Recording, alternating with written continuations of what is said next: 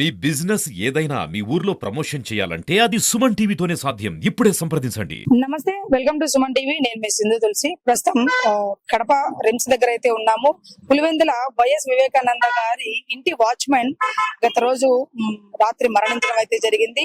దానికంటూ post mortem చేయాల్సిన కారణంగా ఆయన అయితే రిమ్స్ కు తరలించిన పరిస్థితి. ఒకసారి ఈ చావు వెనుక ఉన్నటువంటి కారణాలు ఏమై ఉండొచ్చు ఏంటి అనేది వాళ్ళ కుటుంబ సభ్యులు మరియు పోలీస్ వ్యవస్థలందరూ ఇక్కడే ఉన్నారు. ఒకసారి వారితో మాట్లాడే ప్రయత్నం చేద్దాం. పులివెందుల పోలీస్ స్టేషన్ లో ఆ విషయంలో 174 అంటే 194 బిఎన్ఎస్ కింద కేసు రిజిస్టర్ చేశారు. కేసు దర్యాప్తులో భాగంగా ఈ రోజు ఇక్కడ బాడీ ఇక్కడ ఉంది. ఇతను రంగయ్య గారిది. ఇతను మంచానికే బిల్డెన్ అయిపోయాడు, ఇంట్లోనే ఉన్నాడు. ఇతను ఇద్దరు గన్మెన్ ప్రొవైడ్ చేసినారు గవర్నమెంట్ తరఫున. నిన్న గన్మెన్ నవీన్ రెడ్డి ఊపిరి తీసుకోవడంలో కొద్దిగా ఇబ్బంది పడుతున్నారు అనే విషయం వీళ్ళ భార్యకి చేరవేస్తే వీళ్ళ భార్య ఇంటికి వచ్చింది సుశీలమ్మ.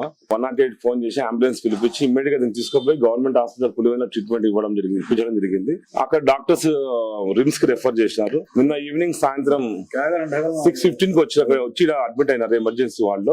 ట్రీట్మెంట్ తీసుకుంటూ అండర్ గోయింగ్ ట్రీట్మెంట్ 6:45 ఇతను చనిపోవడం జరిగింది. అక్కడి నుంచి మాకు డెత్ ఇన్ఫర్మేషన్ వచ్చింది. తర్వాత ఈమె సుశీలమ్మని సెక్యూర్ చేసుకుని స్టేట్మెంట్ రికార్డ్ చేసి ఎఫ్ఐఆర్ ఇష్యూ చేయడం జరిగింది 194 బిఎన్ఎస్ఎస్ కింద to know the real cause of death. So ఇప్పుడు మేము ఒక రిక్వెషన్ పంపించినాము డాక్టర్స్ కి, హెచ్ఓడికి. తర్వాత ఏమంటే టీమ్ ఆఫ్ డాక్టర్స్ వచ్చి పిఎం చేయాలని. సో మీకు ఇంకా ఏమైనా అనుమానాలు ఉంటే cause of death, real cause of death మనకు పిఎం లో తెలిసిపోతుంది. ఇది విషయం. ఏమి మాట్లాడాలా, మరణ పాలు చేసి పెట్టారు పోలీసులు. గడ్డ కూడా ఇవ్వబట్టే నీ పిల్లల్ని పిలుచుకోబట్టారు. ఏదైనా హాస్పిటల్కి పోబట్టే నీ పిల్లల్ని రమ్మంటారు. పిల్లల్ని వచ్చేందుకు పోలీసులు బయటకు ఎందుకు పెట్టారు? 6 సంవత్సరాలు, ఒక్క రోజు కాదు, 2 రోజులు కాదు, 6 సంవత్సరాలు మా ఇంట్లో బంధించినారు. చేతులు కాళ్ళు కట్టేసినట్టు సబ్ జైల్లో పెట్టినారు. మేము ఏ పాప చేసి పెట్టినారు. మాకు ఎన్ని లక్షలు ఇచ్చి పెట్టినారు. పట్టుకునేటోని పట్టుకోకుండా ఏమిలోని పట్టుకొని ఊగులు అన్నారు. మేము ఏం చేయాలా ఇప్పుడు? పోలీసు వాళ్ళే దీనికి కారణం, మొత్తం పోలీసు వాళ్ళే. ప్రతిదానికి నీ పిల్లల్ని పిలుచుకో, ప్రతిదానికి ఆ ఒక్క కాలికి పెద్ద ఇటు హాస్పిటల్కి పోదామంటే నీ పిల్లల్ని పిలుచుకొచ్చుకోపోయి వచ్చా, నీ పిల్లల్ని పిలుచుకొచ్చుకోపో. మేము నాకెవరు పెడతారు? జగన్ ప్రభుత్వంలో 3,000 పింఛన్లకు వచ్చే 3,000 వల్ల బతికినాము తిరగాలక. మాకు ఎవరు సహాయం చేసినారు? అదే పింఛన్ అంటే 3,000 లెక్క డైపర్లకు అవుతాయి. అవు 4,000 తిండి ఏం తినాలా?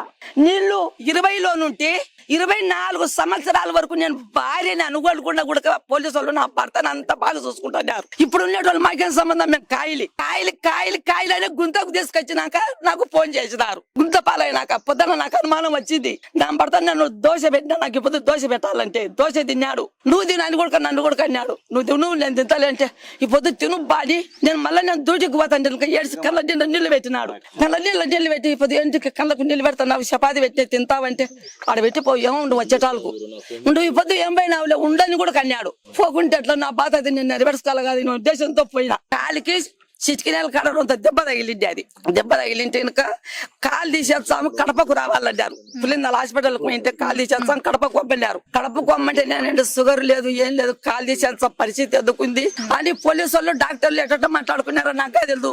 డాక్టర్లతో పోలీసు వాళ్ళు మాట్లాడినాక నా దగ్గరకు వచ్చి మాటికి పోవాలమ్మా, ఇటుకు పోవాలమ్మా. కడప పులివెందుల హాస్పిటల్ ఉంటే సర్జరీ చేసింటే 1000 రూపాయలు తీసుకున్నారు. ఆటోవానికి 700 కట్టినా. బాగుండేటోని మళ్ళీ హాస్పిటల్కి ఎందుకు తీసుకుపోవాలా? మా ఇంట్లో చేర్చండి, బతికినాళ్ళు వండి పెట్టుకున్నాం. హాస్పిటల్కి ఎందుకంటే నా మీద పగ పట్టినారు పోలీసు వాళ్ళు.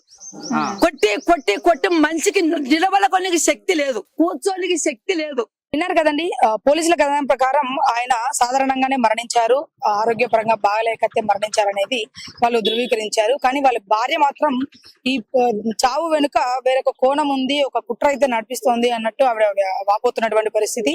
గత 6 సంవత్సరాల నుంచి మమ్మల్ని బయటకు కూడా అడుగు పెట్టనీయకుండా మమ్మల్ని అయితే తీవ్రంగా ఇబ్బంది అయితే పెడుతున్నారు. అసలు మేము ఏం పాపం చేశామని ఇప్పుడు పూర్తిగా నా భర్తను కూడా చంపేశారు అని ఆవిడైతే వాపోతున్నటువంటి పరిస్థితి.